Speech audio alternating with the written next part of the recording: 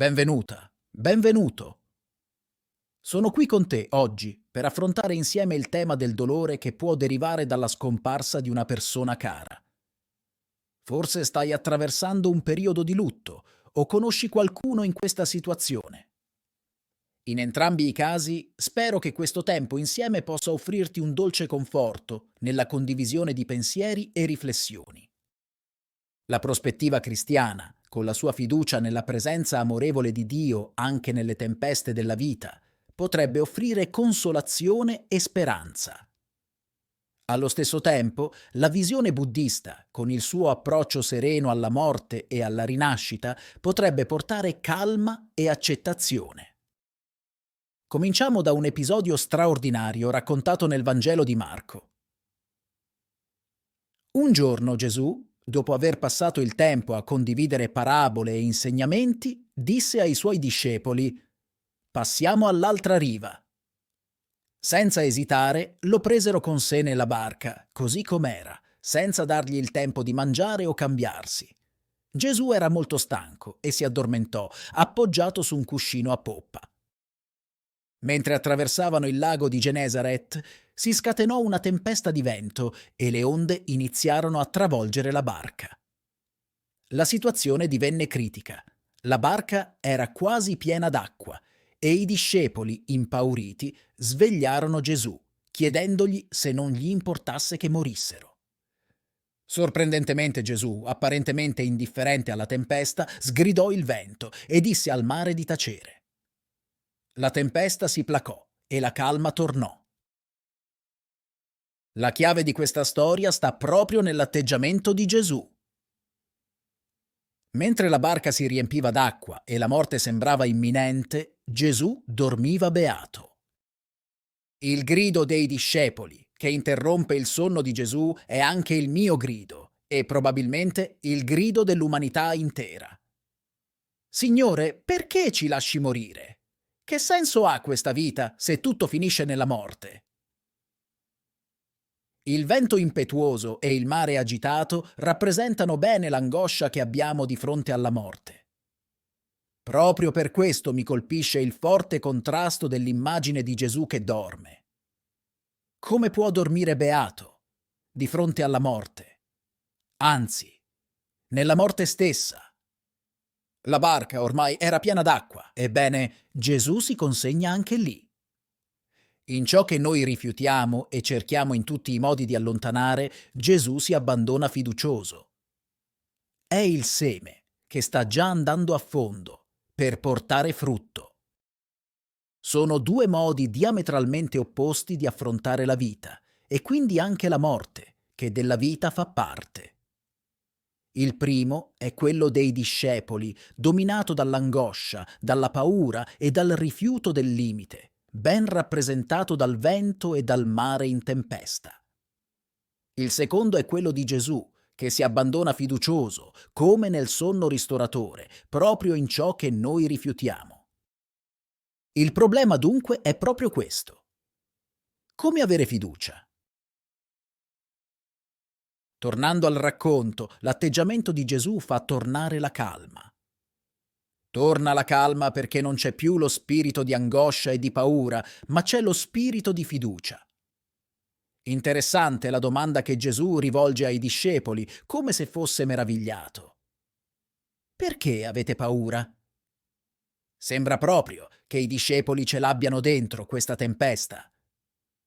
In qualche modo sono loro a provocarla, mentre la calma e la fiducia di Gesù in Dio Padre placano il vento e la tempesta. Dunque, si tratta solo di uno scontro fra fede e paura. Dobbiamo solo scegliere da che parte stare. Non è così semplice. La fede è resistenza. È continuare a credere che Dio è un Padre amorevole che si prende cura di noi, nonostante la sofferenza che accade nella nostra vita. Questo passo del Vangelo di Marco ci invita a riflettere sulla fiducia incondizionata, anche in situazioni che sembrano oltrepassare i nostri limiti. Gesù, con la sua calma nel mezzo della tempesta, ci insegna che, anche di fronte alla morte, possiamo trovare la pace se ci affidiamo a Dio Padre. Dio non ci salva dalla morte. Dio ci salva nella morte. È insieme a noi, anche lì, nella sofferenza che proviamo, e ci chiede di avere fiducia in Lui, di continuare a sperare. Non si tratta di essere salvati dagli eventi dolorosi della vita, ma di stare con Dio in mezzo a essi, dunque mai più soli. Inoltre ci spinge a resistere nell'amore, anche quando la vita ci presenta il male. La morte stessa, quando viene accettata con fiducia, può diventare un atto di amore potentissimo. Ora entra con me nell'affascinante mondo della tradizione buddista, dove l'approccio alla morte è intriso di serenità, poiché si ritiene che segni l'inizio di un nuovo capitolo esistenziale. La vita è un susseguirsi di cambiamenti e la morte è parte di questo ciclo naturale. Il Buddha insegnò che la vita è impermanente, soggetta a mutamenti continui. La sofferenza che stai sperimentando ora è comprensibile e giustificata, ma cerca di trovare conforto nella consapevolezza che questo dolore, come tutto il resto, è destinato a passare. Il concetto di karma, così centrale nel buddismo, ci ricorda che le azioni di una persona lasciano un'impronta nell'universo. Le buone azioni e l'amore che la persona cara ha condiviso con il mondo continueranno a influenzare positivamente il tessuto della realtà. In questo senso, il suo spirito persiste attraverso l'impatto che ha avuto sulla vita di coloro che ha toccato, dunque anche sulla tua vita. È come se ogni suo sorriso, ogni suo gesto compassionevole fosse diventato parte integrante di questo grande mosaico della vita.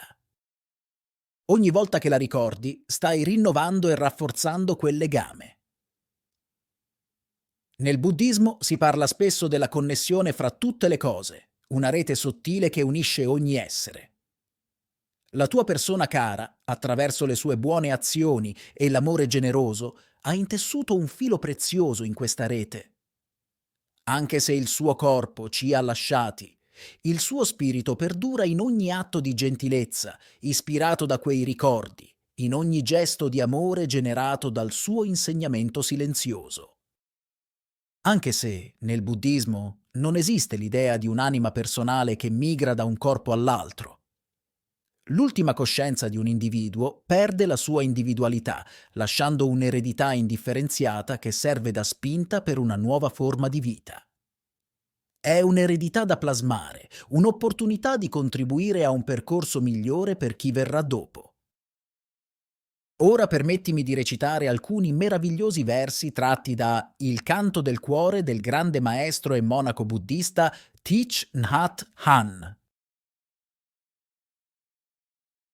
Questo corpo non è me. Non sono limitato da questo corpo. Sono vita senza confini. Non sono mai nato e non sono mai morto. Guardo l'oceano e il cielo stellato. Manifestazioni della mia meravigliosa veramente. Sono libero al di là di ogni tempo. Nascita e morte sono soltanto porte che oltrepassiamo. Sacre soglie nel nostro viaggio. Nascere e morire sono come giocare a nascondersi. Allora ridi con me. Prendimi per mano, diamoci un saluto. Un arrivederci. Per ritrovarci presto. Ci ritroviamo oggi. Ci ritroveremo domani. Ci ritroveremo alla sorgente in ogni momento. Ci ritroveremo in ogni forma di vita. Questa poesia esprime la consapevolezza che siamo vita, senza limiti temporali. La metafora delle porte, di nascita e morte, sottolinea il passaggio ineludibile nel nostro viaggio esistenziale. L'invito a ridere insieme, a prendersi per mano e a salutarsi è un richiamo alla leggerezza nell'affrontare la ciclicità della vita. L'idea di un ritrovarsi continuo, in ogni forma di vita, suggerisce una connessione eterna con l'essenza più profonda dell'universo. In questa breve poesia si intravede una filosofia che abbraccia l'eternità, la gioia e la continuità nell'infinito ciclo della vita. Nel buddismo, l'accettazione serena della morte, come parte del ciclo naturale, ci insegna a fluire con il corso della vita, ad accettare il cambiamento come inevitabile. La visione cristiana, con la sua fiducia nel Dio amorevole che cammina con noi attraverso le tempeste della vita, trova un riflesso sorprendente nella prospettiva buddista. Entrambe le tradizioni ci invitano a resistere nelle difficoltà, a credere che ciò che sembra una tempesta può essere, in realtà, un passo verso una rinascita più elevata. Nel confronto fra queste prospettive emerge la bellezza di una connessione profonda. Le differenze non annullano, ma arricchiscono il nostro panorama spirituale. La morte, vista attraverso gli occhi di entrambe le tradizioni, diventa un passaggio, una metamorfosi, piuttosto che un addio definitivo. Che tu stia vivendo il tuo periodo di lutto o che tu conosca qualcuno in questa situazione, sappi che non sei solo. Non sei sola. In questo abbraccio virtuale fra le tradizioni spirituali ti invito a trovare la forza nella fiducia, nella consapevolezza e nell'amore. Se desideri continuare ad esplorare il senso della vita, ti invito a guardare questo video, dove il monaco buddista Gyan e il prete cattolico padre Antonio discutono sul significato dell'esistenza, proprio quando si manifesta la sofferenza.